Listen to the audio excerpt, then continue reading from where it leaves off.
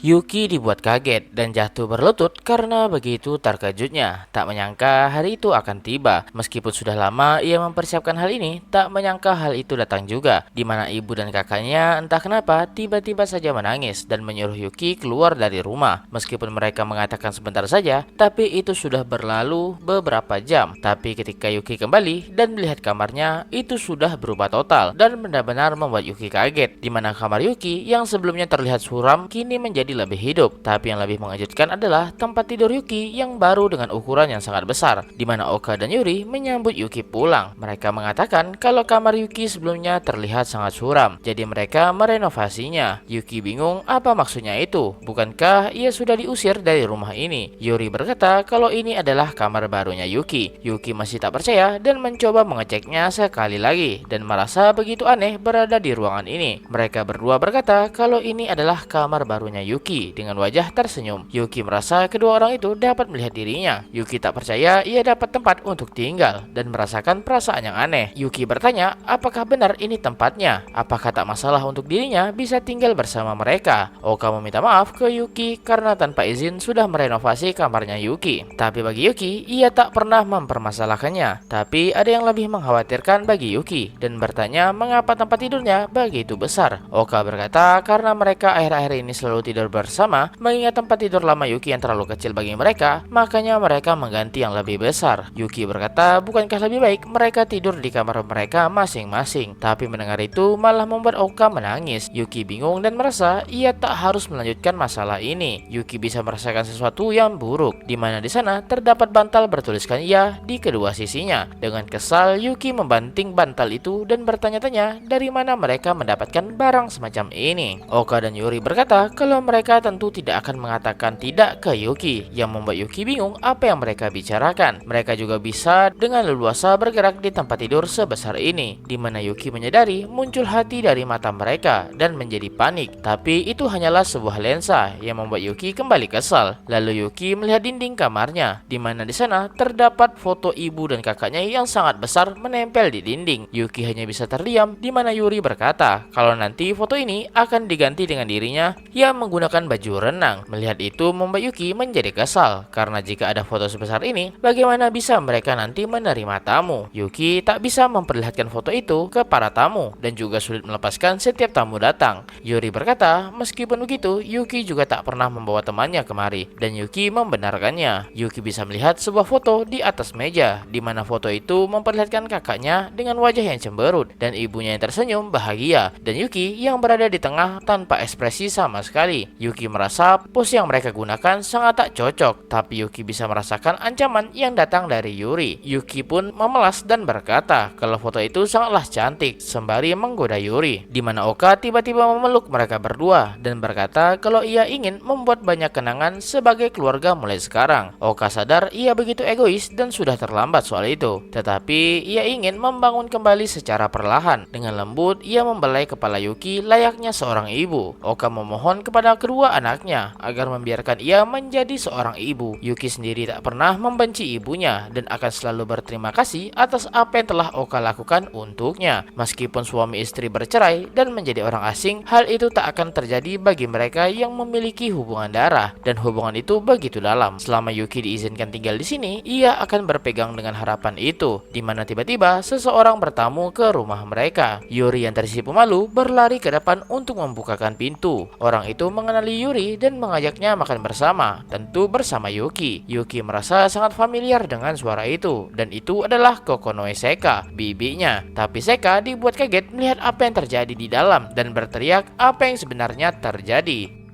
Kembali ke sekolah, saat ini Yuki sedang bersama Sanjoji Sensei. Mengingat kejadian sebelumnya, banyak orang tua yang datang dalam kegiatan observasi murid. Meskipun Sanjoji Sensei merasa kesal, tapi anehnya bagi Yuki, Sanjoji Sensei bukanlah punya dan merasa begitu dekat dengannya. Sanjoji Sensei juga selalu berada di pihak Yuki, dan saat ini Sanjoji Sensei sedang menceramahi Yuki dan meminta maaf karena sudah mengalami kejadian yang mengerikan sebelumnya. Tapi bagi Yuki, itu adalah masa skors yang paling menyenangkan. Jadi Yuki Yuki merasa itu bukanlah masalah yang besar. Karena itulah saat ini Yuki dibawa ke kantor bimbingan bersama Sanjoji Sensei. Sanjoji Sensei dikenal sebagai wanita yang cantik dan pintar dan sangat populer. Tapi di sana Yuki bingung apalagi sekarang dan dibuat kaget, di mana di dalam ruangan Yuki dapat mencium aroma wangi yang datang dari Sanjoji Sensei. Dan perlahan Sanjoji Sensei membuka kancing pertama pakaiannya seolah-olah sedang kepanasan, lalu menyilangkan kakinya dengan rok yang ketat, tampak seperti menggoda Yuki. Sanjoji Sensei berkata ke Yuki untuk menahan perilaku yang mengganggu ketertiban. Yuki bingung, bukankah Sanjoji Sensei sedang melanggar ketertiban itu sekarang? Tapi Yuki menahan omongannya, di mana tiba-tiba pintu ruangan itu dibuka dengan paksa dan Yuri dan yang lainnya bertanya apa yang sedang Sanjoji Sensei coba lakukan ke Yuki dengan penampilan yang seperti itu. Sanjoji Sensei beralasan ia sedang mencoba memberikan bimbingan ke Yuki. Yuri pun mengambil foto Sanjoji Sensei sekarang dan menunjukkannya ke Sanjoji Sensei, di mana wajah Sanjoji Sensei berubah menjadi panik. Yuki percaya kalau Sanjoji Sensei adalah guru yang luar biasa yang tak mungkin mencoba merayu muridnya sendiri. Memang benar, Yuki selalu membuat masalah, jadi itu masuk akal jika Sanjoji Sensei menceramahinya secara langsung. Dan ini bukanlah sesuatu yang dikhawatirkan. Masalah menjadi semakin kacau, di mana kepala sekolah juga datang kemari. Kepala sekolah menjadi bingung dengan apa yang ia lihat sekarang. Kepala sekolah yang panik bertanya, mengapa Sanjoji Sensei memberikan bimbingan secara langsung seperti ini? Apakah ada bukti Yuki melakukan kesalahan? Sanjoji Sensei mengatakan tidak, tapi memang benar kalau Yuki selalu membuat keributan. Kepala sekolah yang panik berkata kalau Sanjoji Sensei tak bisa melakukan itu tanpa bukti yang jelas dan meminta maaf ke Yuki. Yuki bingung mengapa kepala sekolah menjadi begitu berbeda dari apa yang ia kenal sebelumnya. Mau bagaimana lagi mengingat hubungan Yuki yang begitu kuat yang dapat mengancam kepala sekolah itu sendiri. Jika ia tak melakukan ini, bisa-bisa sekolah ini menjadi kacau. Kepala sekolah memperingatkan ke Sanjoji Sensei agar tak melakukan sesuatu padanya dan harap untuk berhati-hati ke depannya. Sanjoji Sensei menjadi bingung, mana mungkin Yuki punya kemampuan seperti itu. Tapi kepala sekolah tak mau mendengarkannya. Tanpa Yuki sadari, ia menjadi orang yang paling kuat di sekolah ini. Yuki tak paham jika ia punya kekuatan seperti menghukum guru seperti itu dan merasa kalau pendidikan di Jepang sudah semakin kacau. Yuri pun menyeret pulang Yuki untuk pulang bersama. Keributan semacam ini sudah menjadi makanan sehari-hari bagi Yuki, tapi Yuki tak merasa terluka dengan semua ini karena Yuki adalah Yuki.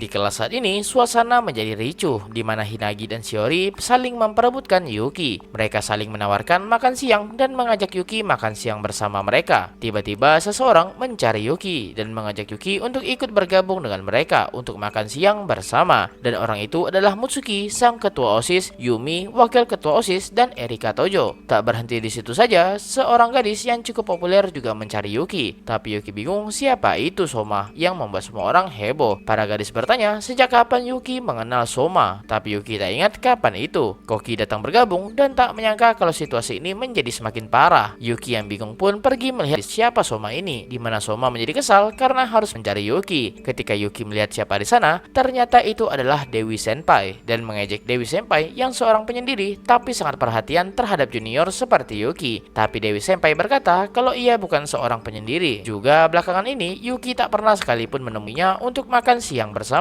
dan mengira apakah Yuki sudah bosan dengannya. Seisi kelas terdiam dan bingung apa yang sebenarnya terjadi. Yuki beralasan kalau akhir-akhir ini ia begitu sibuk, atau lebih tepatnya ia selalu diawasi. Dewi Senpai mengerti dan langsung mengajak Yuki, tapi Yuri datang menghentikannya. Semua orang bingung hubungan apa yang terjadi di antara Yuki dan Dewi Senpai dan membuat suasana menjadi semakin ricuh. Satu persatu dari mereka mencoba mengambil Yuki untuk diri mereka seorang. Bahkan Yumi Senpai yang awalnya lebih tenang kini menjadi lebih agresif untuk mendapatkan Yuki. Yuki yang awalnya bingung menyadari satu hal dan mencurigai dan bertanya ke Elizabeth atau Sakurai. Yuki melihat sekitar dan bertanya, apakah jangan-jangan ia saat ini menjadi orang yang populer di kalangan perempuan, dan membuat Sakurai menjadi kecewa karena Yuki baru menyadari hal itu. Hari ini adalah hari di mana para orang tua datang mengobservasi sekolah anaknya. Kepala sekolah dan para guru menjadi panik, takut melakukan kesalahan yang tak disukai para orang tua, di mana salah salah satu orang tua murid yang terbantu oleh Yuki, yaitu ayahnya Seido, menyapa Yuki. Meskipun mereka pada akhirnya bercerai, tapi mereka adalah orang yang dibutuhkan oleh Seido sendiri. Terlepas dari itu, dari semua kelas Yuki lah yang paling banyak didatangi oleh para orang tua. Mengingat masalah sebelumnya, para guru yang sebelumnya selalu diserang, para orang tua pun datang menyambut para orang tua dan mencoba untuk tak menyinggung perasaan mereka semua. Salah satu di antara mereka yaitu Akane, ibunya Hinagi, berkata kalau ia tak akan pernah memaafkan Yuki meskipun cara bersikapnya seperti malu-malu. Hinagi yang menyadari ibunya bersikap imut menjadi malu dan menyeret Akane masuk bersama. Yuki sendiri tak berharap untuk dimaafkan, tapi mungkin sudah waktunya bagi Yuki untuk meminta maaf secara benar ke Akane. Orang tua yang lain menyapa Yuki dan tak menyangka kalau Yuki itu seperti anak yang baik, tak seperti yang digosipkan, dan itu adalah ibunya Sakurai. Dan Yuki menyadari adanya kemiripan di antara mereka. Yuki juga memanggil ibunya Sakurai dengan Nyonya Elizabeth dan membuat Sakurai menjadi kesal. Tapi bagi ibu Sakurai itu terasa sangat lucu mendengarnya. Yuki juga melihat sepasang orang tua yang tinggi dan menawan, di mana Yuki bertemu dengan mereka di rumah sakit dulu, dan itu adalah orang tuanya Shiori. Yuki menyapa mereka dan mereka berterima kasih atas jam yang Yuki perbaiki dulu dan merasa itu sangatlah bagus. Seorang ibu lain juga menyapa Yuki, tapi nadanya begitu lembut namun aneh, dan itu adalah ibunya Shakado. Juga ada pria tampan yang tampak lebih tenang hari ini, di mana Koki tampak seperti bersikap lebih tenang dari biasanya. Namun Koki lebih penasaran dengan apa yang terjadi dengan Yuki karena tampak tak biasa yang datang sebagai perwakilan Yuki. Yuki menjadi curiga dan mencoba menoleh ke belakang, di mana di sana ada Seka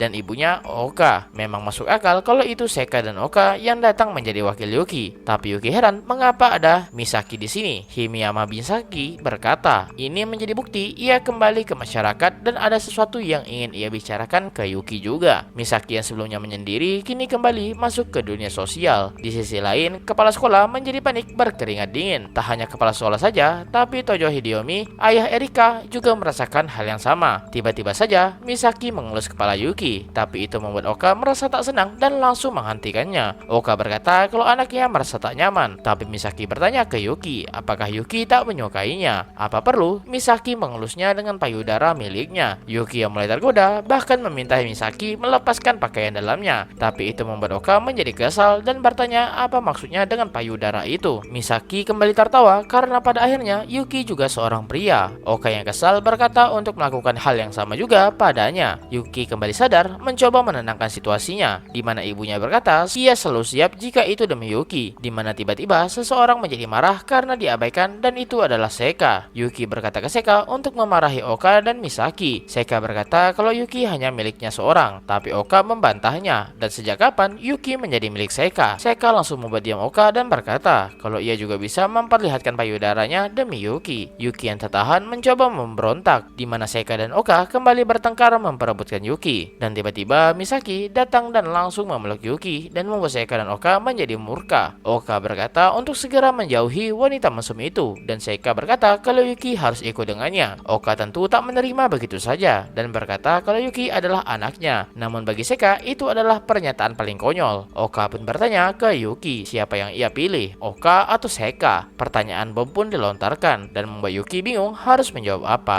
Oka berkata pasti Yuki memilihnya karena Oka adalah ibunya Yuki, tapi Seka berkata mana mungkin Yuki memilih Oka dan pasti memilih Seka. Tanpa diduga, Misaki juga ikut bergabung dan berkata kalau Yuki pasti akan memilihnya sembari menggoda Yuki. Yuki yang bingung mengapa situasi menjadi lebih kacau dibandingnya. Sedari dulu, Yuki memang selalu sial jika bersama wanita, tapi saat ini jauh lebih kacau dari apa yang telah Yuki alami. Meskipun pada awalnya semua beralasan dari kesalahpahaman, kini semua dimulai lagi dari awal dan Yuki akan membangun kembali hubungannya dengan para gadis. Tapi tetap saja mengapa ini menjadi begitu kacau dan apakah ini menjadi pertanda sial lainnya bagi Yuki. Dan Yuki hanya bisa berharap kehidupan percintanya akan segera dimulai.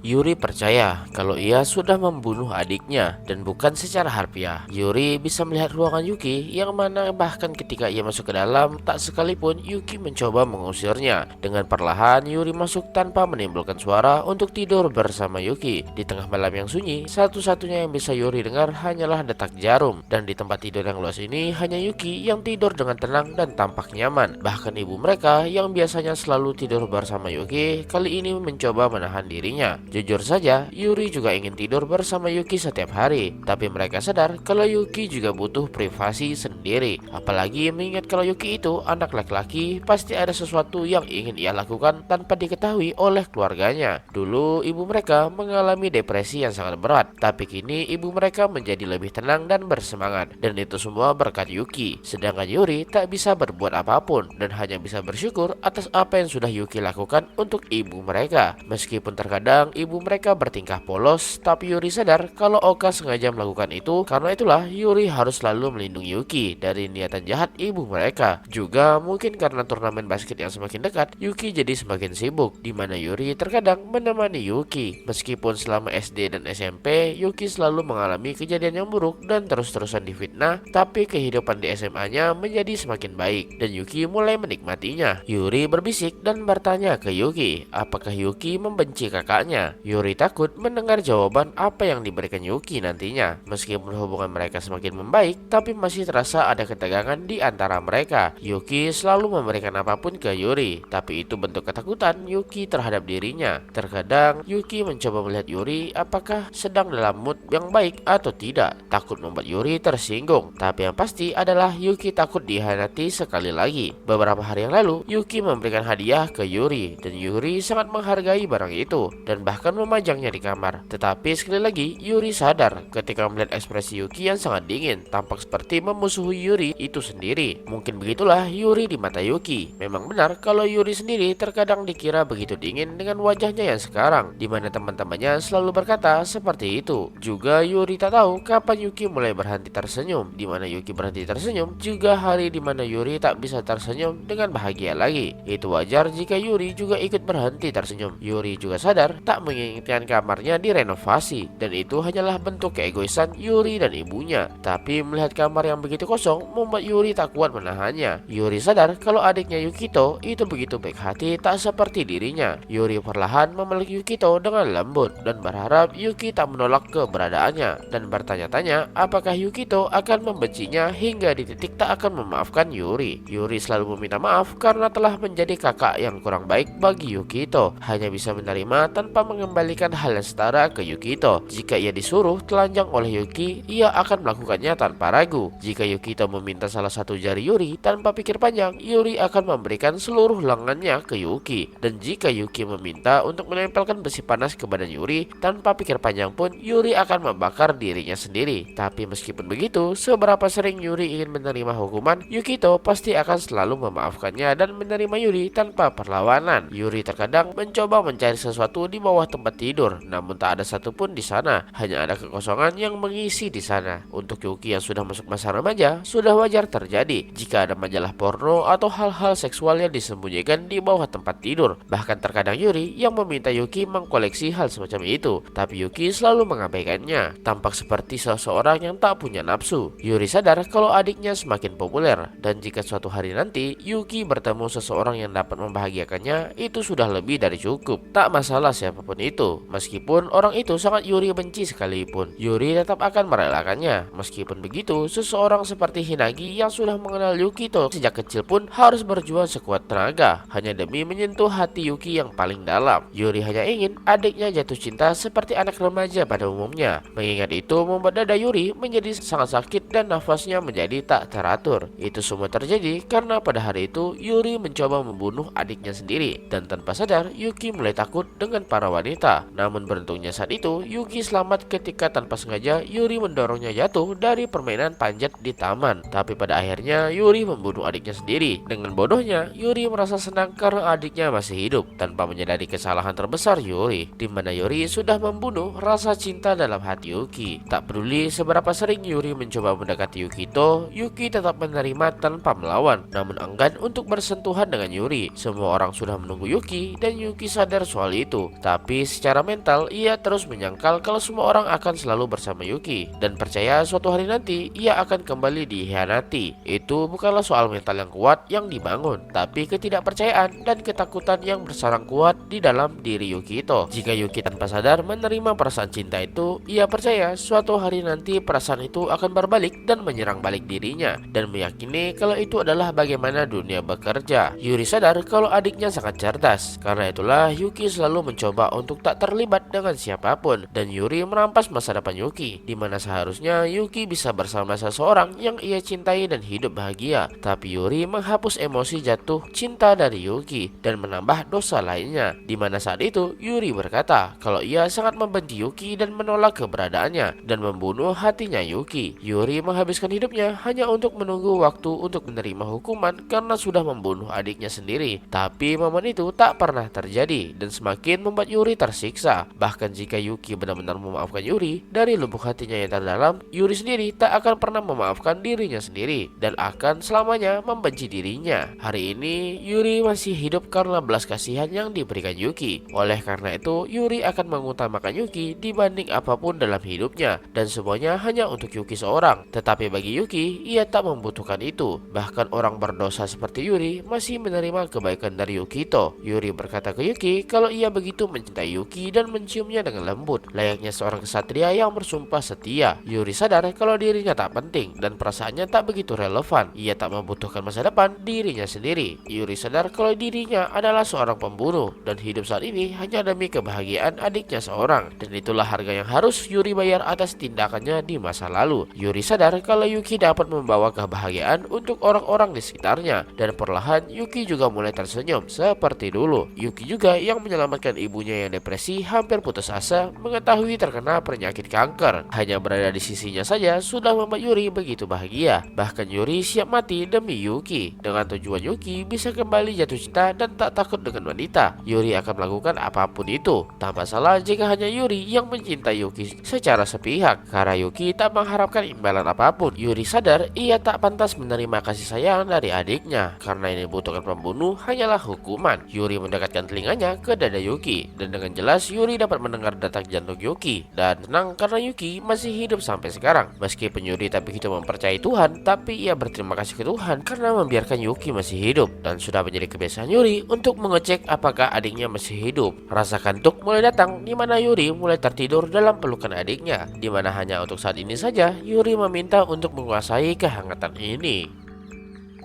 Saat ini, Hideo Tojo, yaitu ayah Erika yang memfitnah Yuki sebelumnya, tampak sangat panik karena pertaruhan karirnya berada di depan mata saat ini, di mana Yukito sedang bersama pria tua dari keluarga Himiyama, dan Yuki tak percaya bos sushi yang berkata pergi ke pernikahan temannya itu adalah kakaknya Himiyama Misaki. Pria tua itu juga tak menyangka bisa melepas masa lajangnya. Ia juga berterima kasih karena sudah menyelamatkan Misaki, tapi Yuki tak mengerti maksudnya itu, dan harusnya dirinya lah yang berterima kasih karena sudah ditolong sebelumnya. Menurut pria tua itu, semenjak pertemuan terakhirnya dengan Yuki dan kembali bertemu dengan Yuki lagi, Misaki tampak sangat depresi dan membuatnya tak tahan melihatnya. Di saat yang bersamaan, Hideo Tojo yang meskipun paling tua di antara mereka, tapi wajahnya pucat karena sedang berhadapan dengan Misaki. Misaki menjadi murka atas apa yang telah Hideo lakukan ke Yuki dan tampak seperti mengancam. Hideo benar-benar meminta maaf sedalam-dalamnya atas apa yang telah ia lakukan sebelumnya. Bahkan tanpa rasa malu, Hideo menundukkan kepalanya ke Misaki karena Hideo sadar Misaki bukanlah orang yang bisa ia lawan dengan mudah, layaknya sebuah kerikil di tepi jalan. Hideo sadar kalau sudah membuat keluarga Himiyama marah, ia bisa diganti begitu saja dan karirnya akan hancur. Misaki berkata untuk tak perlu meminta maaf padanya. Tempat mereka bertemu adalah restoran kelas atas yang biasa Hideo gunakan untuk mendiskusikan sesuatu yang penting, tapi kali ini menjadi tempat paling neraka bagi Hideo, di mana ternyata tempat ini adalah tempat yang spesial bagi keluarga Himiyama, dan Hideo baru mengetahui hal itu. Jika saja bukan karena merasa bersalah atas kasus sebelumnya, sudah pasti Hideo bisa menikmati restoran mewah di sini. Yuki datang berkata ke Misaki untuk memaafkan Hideo,